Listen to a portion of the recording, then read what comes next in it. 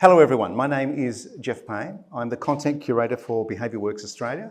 It's a behavioural science unit based at Monash University, and the Change Room is basically where we get to showcase some of the work of the research that we do and the researchers and the organisations we work with. And it is a very timely show tonight. We're doing misinformation 36 hours after the result of a lot of misinformation came to a head in America. So just so we're clear about what is misinformation and disinformation. Misinformation is false information that is spread without the intent to do harm. So it's regardless of an intent to mislead. People often believe it to be true. We all become distributors of misinformation, and it can be weaponized and turned into disinformation if need be. Disinformation, on the other hand, is designed to do harm or mislead. So it's deliberately misleading. It's biased, generated obviously by threat groups, national states, governments, counterintelligence groups, various interest groups. It's fueled by fake news, and it can easily turn into misinformation when it's shared by people who believe it to be true. So just so we understand the difference between those two, and hopefully this poll should work. Have you ever shared misinformation? Okay. So I have just come off being a local councillor where there was local misinformation. So I'll share some of those with you. Sovereign Citizens. Sovereign Citizens is a movement that started in the US. That movement has spread to Australia. And the Sovereign Citizens movement basically believes that because local governments aren't mentioned in the Constitution, they're illegal. Many people believe that local councils surveil them through cameras. This one's a good one, that the 5G network is actually spreading COVID. And the 15-minute cities one, that has been weaponised into the idea that we are priming people for open-air prisons. Some wider examples. This goes back to 2001. A refugee ship arrived off the coast of West Australia. And at the time, the John Howard government basically said these people were throwing their children overboard. This was an official piece of misinformation. This one, of course, is hot off the press. That's the idea that the 2020 elections were rigged. These are the fires, 2019, 2020. Conspiracy theories were that it was lit by Greenies, people of the Greens Party, because they wanted to prove that too much undergrowth had grown up over the years, so they decided to set fire to the country. And of course, last year's Voice, which was, the conspiracy theory was that they will take away your land. So each of these are examples of international, national and local examples of misinformation. What do you think was the worst example of the big lie? Was the weapons of destruction, the secret one world government, the fact that pandemics are lab-made bioweapons, we all know that, AIDS, COVID, vaccines cause autism, or that climate change is a hoax? What do we think is the worst of the worst? All right, I'll finish on the Hannah Arendt quote. Hannah Arendt was the journalist that covered the Adolf Eichmann case in 1961 in Israel. He was the administrator of the Holocaust. And as she said, constant lying is not aimed at making people believe a lie, but at ensuring no one believes anything anymore. People that can no longer distinguish between truth and lies cannot distinguish between right and wrong. And with such people, you can do whatever you want. At this point, I am going to introduce Justine Sywak from Shannon Behaviour Change. Thank you all. So I am the Director of Behaviour Change, PR, Stakeholder Engagement, and I'm now just added Misinformation Unit to my title, mainly because it's been a pet project of mine for a while. But for those of you who don't know anything about Shannon Behaviour Change, we are an advertising and communications agency. We've been around for about 35 years and founded by Bill Shannon, who is the forefather of behaviour change in Australia.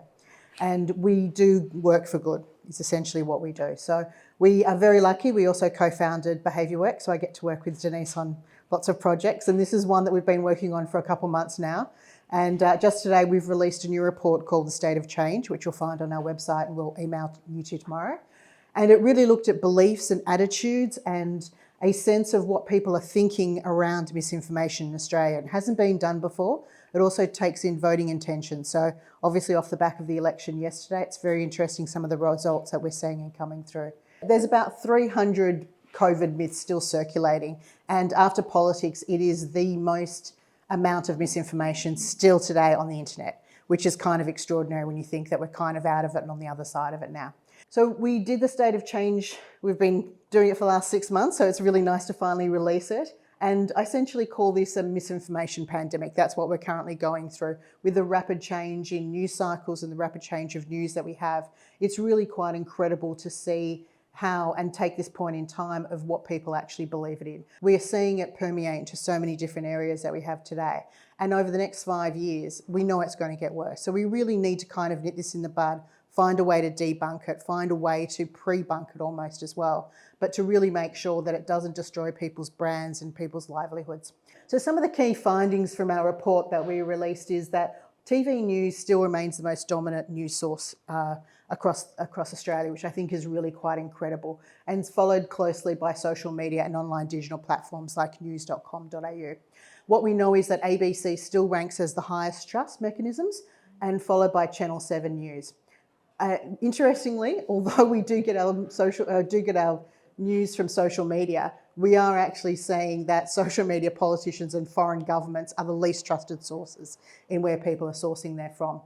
One of the most interesting things we also found is, and it was funny that Geoff said that he actually Googled this to find out, is that people are actually going to Google to search, to verify information. And as we know, it's built upon an algorithm. So what you've put in previously is actually what's going to come up. So whether that's actually a viable source or another source of misinformation is actually quite interesting. So I have another poll for you. How often do you think you encounter misinformation or suspect that you are being misled? So basically we're kind of saying we're pretty high up there. Now this is what we found in our survey. 44% of all Australians said that they frequently encountered. So whether you guys are more honest or whether our sample was less honest would be interesting. But what we really found from this interesting data was that those who are from non-mainstream parties, they believe that they're being fed more misinformation than any other party. What we found is that these two categories, in fact, although they are most served misinformation, they're the least likely to do anything about it and also most likely to reshare. What I find really interesting is that 20% of people who shared misinformation, knowingly was misinformation, merely to gain a viewpoint of it. Now that could be for a troll to see how it plays out. It could also be because they want to be dramatic and create tension on social media. Who's responsible? Who's responsible for moderating all this? Now 70% said that legislation and laws are required to combat spread misinformation. So if you get a piece of information you're looking at sharing, people are saying that you should verify that before you share it. But we actually know that that's actually not the case. What we find is, particularly the boomer generation, is that they expect that the already information they're being fed has been vetted. So they don't check the sources, they will share it straight away. And millennials believe that social media has the most accurate form of information, which we know is actually not the case. This, I think, was probably the most interesting fact that came out of it, that 76% of people said that if they are told and find out, that they will actually change their opinion of that and not share it. However, as you get older, you are less likely to change your opinion of something, even if you're told it's wrong. So basically, you're always right regardless, which I think is a common thing that most people can relate to. I will now pass on to Denise, who will go through some of the fun parts of this discussion. Denise Goodwin, ladies and gentlemen. I don't know about fun parts, but I'll try and bring in some of the, okay, so what does it mean? What are some of the things that drive this? And then also some of the behaviours or things that we could do, or some of the levers that we can pull. So what are the reasons for sharing? Why did you share it? 38% it was concerning information. So again, before they've checked anything, it's been a quick share. And it's that kind of quick share or something like that without maybe taking a pause or a check, where people aren't doing that. And then I wanted to know what others thought about it. So I have a dad, he's old, and often he shares stuff and goes, "Is this real?" It's like, far out, Dad, please stop. Please stop doing that, because actually what you're doing is increasing all of the things we've talked about in terms of the bots, the algorithms and everything else. And then Gen Z, 33% shared information because it aligned with their values, which comes on to one of the biases that I'm going to talk about in a moment. So, how and why it spreads. And this is only a snapshot.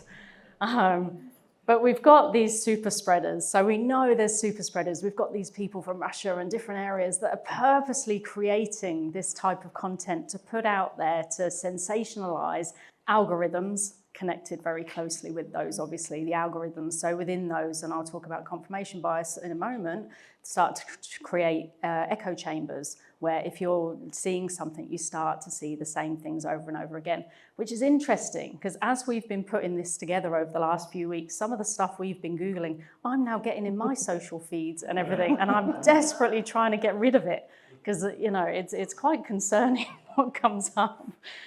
And then we're more likely to share when it aligns with our personal identity, obviously social norms. It's novel, and when it elicits strong emotions. The other thing which Justine pointed out is if we simplify the message, if you don't know, vote no, make America great again. So why? Confirmation bias is probably one that you've heard of before. So you are more likely to agree with what confirms with your beliefs. And when we've got algorithms and things like that, which are really creating those echo chambers of information where you're seeing the same thing all the time, it does mean that you're more likely to actually believe it. The other one is around the illusion of truth effect. So the number of times you hear a lie, it does correlate with how true you think a lie is. So the more we perpetuate things, the more people do tend to believe it. I also wanted to just bring this one up. So that's social identity bias, where basically you're likely to identify with particular groups. So climate change is a good example of this. And the younger generations, where they've got a number of movements at the moment, which are very positive. The identity within that is that you're a young millennial who, you know, believes that the world, we need to keep it for the future and everything else. And because of that identity, you are more likely to go along with that because there's more people like you. So that's just a few of those kind of unconscious or maybe conscious, but usually unconscious biases that we have that means that if you're going to actually go along with some of these mis or disinformation.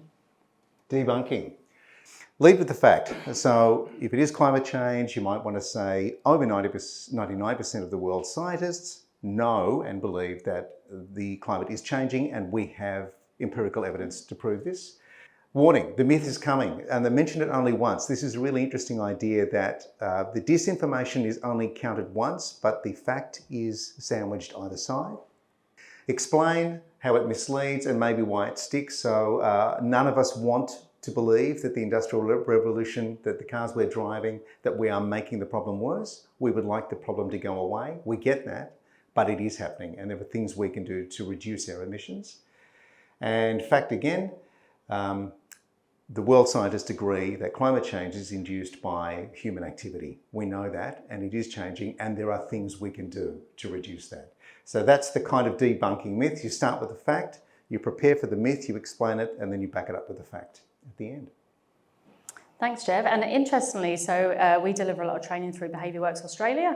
And one of the things we do say if people are actually doing comms, because we hear it a lot of, don't we just tell people that it's a myth? And it's like, no, if you actually do say that up front, then that people read that bit, and sometimes it means that they don't go below. So this makes sense, really, to have a bit of a sandwich.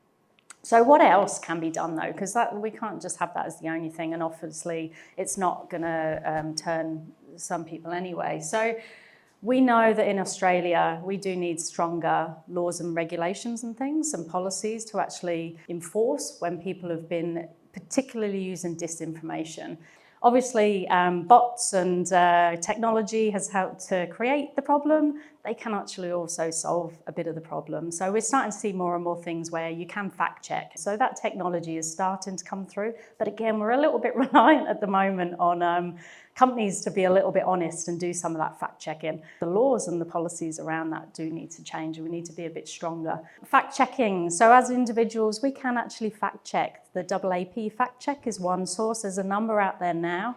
The other thing that we just want to put up there, and I think this is a behaviour that I would like to see more and more coming into society, when we find out something has been a source of mis or disinformation, we can help solve that by going, I made a mistake. Oops, I did it again. And try and bring in some of those types of behaviours. Because then if we start admitting when we've done it, hopefully it normalises that actually there is a bit of stuff out there and we have a bit of a responsibility just to check and show that we all make mistakes, but we can also be part of the solution as well. So we thought we'd finish off with Uncle Geoff. I am the classic old white boomer. I know I look like one. And we're going to go to a poll next to see which myth is Geoff venting now. White men are the real victims in this world. There is a world government of lizard people and they're controlling everything, or climate change is no biggie. What am I venting? Look, I think the tribe has spoken. That white men are the real victims of this world. What should Denise do? Is it shut him down, gently debunk, or hand him a scotch and just nod? Gently debunk. Okay. Gently debunk, okay. Okay, so actually, we'll have a glass each. Yeah, my mum invited him. It's her brother. I didn't want him to... You know, Denise, you're a smart woman. And you're a very successful woman. But it's men like me that have been watching this for years and just seeing how our power has just drifted away. And if anyone is suffering in this world right now, it's white men. How are you suffering, Geoff? We're openly mocked and called boomers. We're not treated with the same respect that we used to have. Back in the day, back in the 50s. So you're missing out on something? Yeah. Yeah? Yes, Yeah. I think we are. Are you comfortable in life? Do you have a house? Yes. Good career? Yes. Yeah, you're comfy in your retirement? Oh, yes. Few Look, I've been holidays very on the fortunate in life. Yes, indeed. Yeah, Geoff, I hear what you're saying. But actually, on paper, you're doing okay. And actually, white men are still pretty privileged in their position in life and have many more opportunities and advantages than others, despite what people are saying at the moment, which is that they are the most discriminated. It's only because others are getting more opportunities, which actually, it's given me an opportunity by things changing. Yeah, but if you win, I lose. It's a zero-sum game. Any tiny advantage you get minimises me, doesn't it? Well, not really, because actually what it does is it gives us more inclusion and the possibility of everyone being a much happier and much better place. And actually, if we look at things slightly differently and give people more opportunities. I mean, my son, little white male, he just knows he's got to work a little bit harder. So it's tough love. Yeah, pretty much. Okay. Geoff, I think you should maybe have another drink and then we can get you an Uber if you like. All right, I'll do that. Okay. Round of applause for Denise.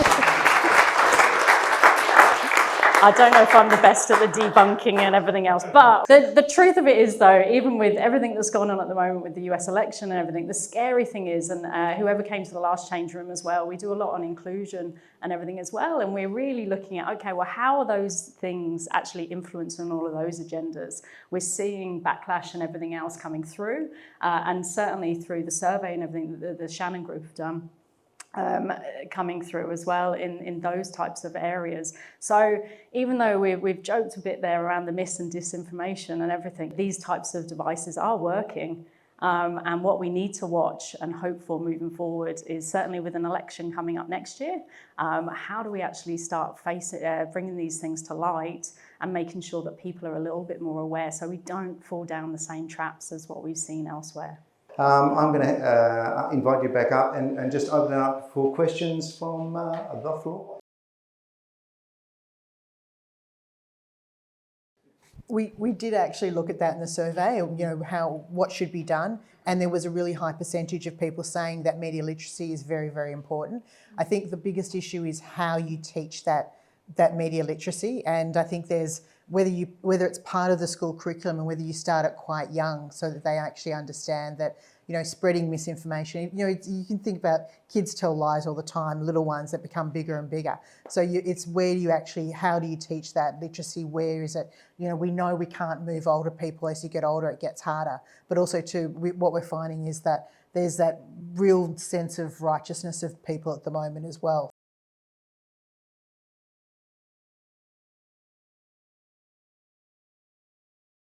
Yes, totally. And I think what was really interesting looking into this is that during COVID was when the most amount of disinformation and misinformation laws actually came into place, and we are very behind the trend in this, and the government has said that they would look at it, even though, eating the dogs is kind of funny, we know it's not true, it's become a meme and people use it because they share its humour.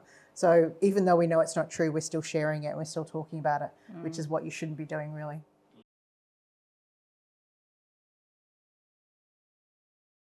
It's definitely been picked up as one of the biggest threats globally. You're right, it's polarising societies, which actually then creates a lot of tension and a lot of negative outcomes, which again, let's see what happens in the US in the next few years. We also, through conversations and things, so don't officially know, and I definitely won't put figures on it, but we know the political parties have sent people over to the US, they're learning from those parties, and we're seeing some of those behaviours come out already. So I hope that we're a little bit more savvy over here, but who knows? Social cohesion is one of the biggest threats that we face. Yeah. And this is, we see it, it's interesting when we were talking about doing the polls and things that the most talked about misinformation is politics first, COVID second, then economics and cost of living. Then it was wars, and that were taken. So it's really down there, but it's really important because we're seeing social cohesion problems here in Australia. And I've been working with the federal government for coming on 10 years now, and it's been an issue they've been talking about for so long, but no one knows how to do it.